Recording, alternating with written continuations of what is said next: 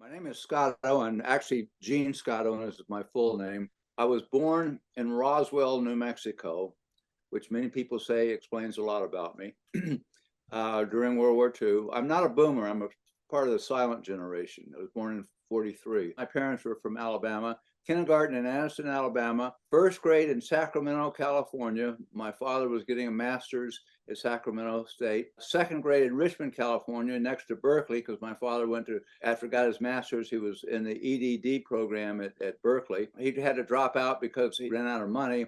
So I went third, fourth, and fifth grade in Gadsden, Alabama, and then sixth grade through high school in Covina, California, a suburb of LA in the San Gabriel Valley. And then I went to Harvey Mudd College, undergraduate school, majored in chemistry, and then University of Washington graduate school, majored in chemistry, physical chemistry, both places, and then down to Atlanta. I'm a bit unusual for SIGGRAPHers in that I had a full academic career as a chemist before I moved into computer science and computer graphics.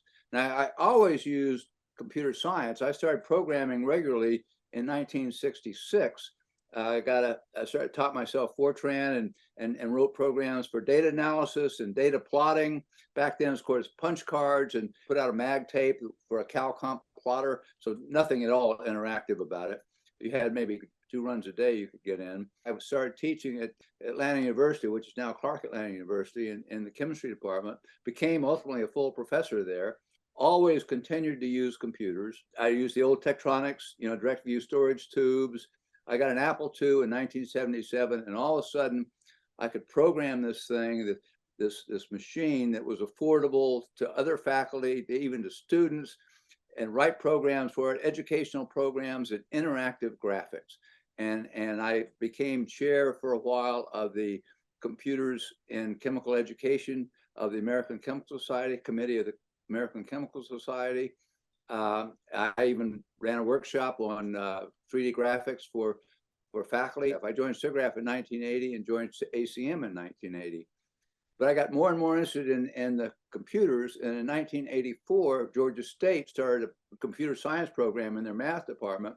So I moved over to Georgia State University, where I spent the rest of my career. My first SIGGRAPH was 87. I talked to Steve Cunningham, who at the time was chair of the Education Committee.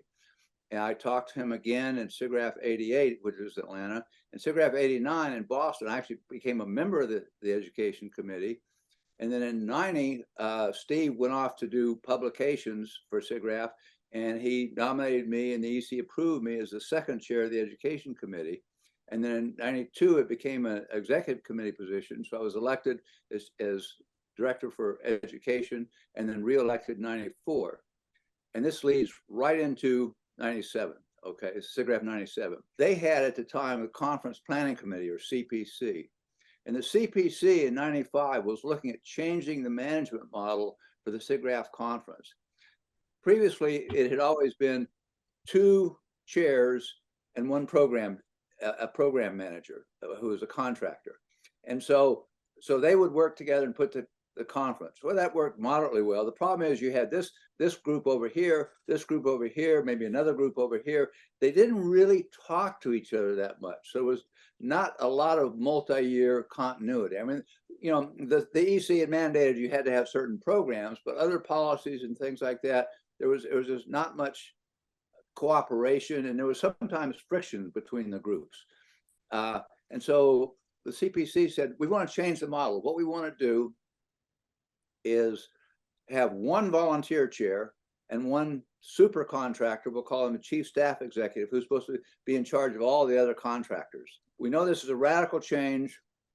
We have to find some fool to test this out on. They looked around and they found me. I had attended all the conferences, but I had never been on a program committee, a conference committee before. They said, we want you to be 97 chair. This was in 95. And I said, okay. And the EC confirmed that. So I started going to SIGGRAPH 96 conference meetings, and that led up into 97. So 97 had several major things. Every conference chair, without a doubt, if you ask them, will say, my conference was the best ever SIGGRAPH conference. So that's always debatable, which is the best. One thing that's not debatable is which is the biggest. SIGGRAPH 97 was the biggest conference we've ever had and ever will have. That was close to 50,000 people. Almost 50. I claim it's over 50,000. Cindy always says it's just under 50,000, but the official is just under 49 something. And that was general attendance, which was huge. And you figure that's about 4 to 5 times what we get now. It was also huge in exhibition space. This was only the second time we had it in LA. Where the basketball arena is now, there used to be a big building owned by the LA Convention Center, or LACC. We use that for registration. Every square foot in the convention center was used for exhibits. Where the Staples Center is now, there was a building that was registration for SIGGRAPH. We had 185,000 square feet of exhibit space, which is about 5 times what we have, like in 19 or in 22. Do you remember who the major exhibitors were in that year? Silicon Graphics. People used to call it SGI-graph. You'd walk in, the first thing you'd see would be this huge SGI booth. Yeah, the ones who've gone by the wayside. It was fantastic. I mean, a huge amount of energy on the floor. I mean, it wasn't just one room. It was like we had the one major room, and then we had several smaller rooms, and even places where now you go and it's a parking garage, we had exhibits in there. It was just insanity. One of the other big changes for 97, and we didn't know how this would work out, was always before you could register for papers or register just for courses or register just for this. 97 was the first year we said there's only one thing. You're different levels, but there's basically you could register for full conference, you got everything, but you couldn't register just for papers or courses. We weren't sure how that would work out. And it worked out great. We had about 7,600 full conference registrants, which is about twice what we have now.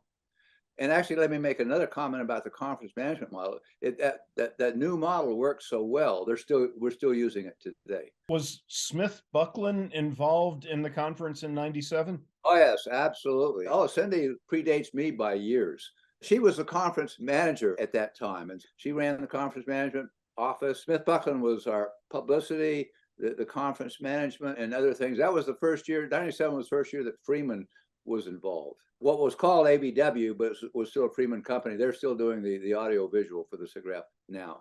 Some of the other, I think, interesting things about SIGGRAPH 97 is back then we had designs for some of the spaces, like the emerging technology space in SIGGRAPH 96, which was in New Orleans, was like a Louisiana bayou, a swamp with Spanish moss and very quiet and animal sounds and everything. My ET chair, Rick Hopkins, had been a designer for the Rolling Stones North American tour a couple years before.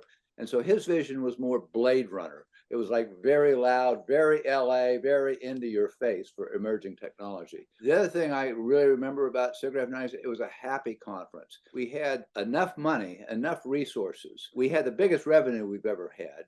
We also had the biggest expenses we've ever had, but we still cleared quite a bit of money. So if somebody came in and said, well, this volunteer has been extra work, can we give them a mug or something? Sure, it's not a thing. Or somebody, it's like, oh, this contribution didn't come through. Can we order that? Sure, no problem. So it was a very happy conference. Everybody was very satisfied with it, very happy, and it was just a wonderful experience. It was my best ever SIGGRAPH experience. I'm sure every conference chair will tell you that picking a team, creating the team, molding the team, creating a vision, and then implementing that vision is just an absolute fantastic experience. My ET chair, Judith Crow, had been in charge of 3D special effects for one of the studios that worked on Titanic, so she was well known in the industry. At that time, it was hysteria. On my last 2 trips from LA Airport, LAX, into downtown LA, both taxi drivers asked me, should I learn Softimage or Maya to get a good job? Back then the idea was that it was really taking off in the movies, And the idea is you heard these stories of high school kids who learn these tools and were getting like jobs at these really big bucks. And when Judith and I went on, we would go on this tour to publicize the ET to different publications and things like this.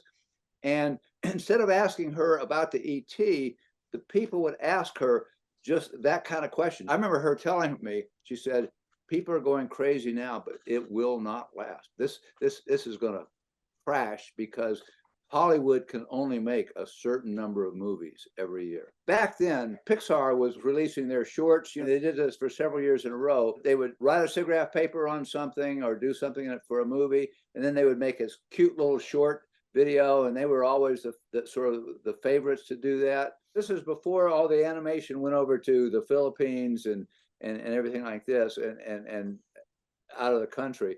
But so all the houses were booming back then. SIGGRAPH is always a volunteer thing, right? So while you were doing this chairing of the conference in '97, you were also continuing your day job as a teacher, right? I was a professor of computer science at Georgia State. I started there in '84, and then I actually continued there and partially retired, and then fully retired in 2016. 2016 was the last year I taught a course at Georgia State. So yes, I was still doing that. I got some release time from the university to help me, you know, do the task because it was a major job. After being a conference chair at '97, I became the conference advisory group, aka CAG chair, from 2000 to 2005. And then I was elected president of the organization of ACM SIGGRAPH, served that at 2 terms at that from 2005 to 2011. And then after that, as past president, I was chair of the nominations committee for 6 years while Jeff Jortner was president, and then also chair of the external relations committee for 6 years. And then after that, actually, I'm still on the nominations committee. This is my last year on the nominations committee. I'm on the service award committee. And in 2017, we established what we thought was going to be a temporary strategy group called governance, which was responsible for looking at the structure and policies of ACM SIGGRAPH, of the total organization, and seeing if we could improve it. And that has become a full-time committee, and I'm still chair of the governance committee. And as such, I attend the EC meetings and am involved in, that's my major SIGGRAPH job. Although, of course, the most important one is being the Pioneer Steering Committee. It's incredible that we have Scott as one of our Pioneers, SIGGRAPH Pioneers Steering Committee, because he sits on the EC. So basically, we have an eye and ear into you know, the heart of SIGGRAPH through Scott. So thank you for that, my friend. Any last thoughts that you want to share? Become a volunteer. Being a volunteer is great, and everybody will tell you it's about the people. I mean, you can accomplish a lot. You can do a lot of good, and the work is open-ended. I mean, you know, you can put a little, for a smaller job, you can put a small amount of time, or you can put a lot of amount of time in it. And it's just been a wonderful 30+ year journey, 33 years going on now, for a journey for me, and I've really enjoyed it.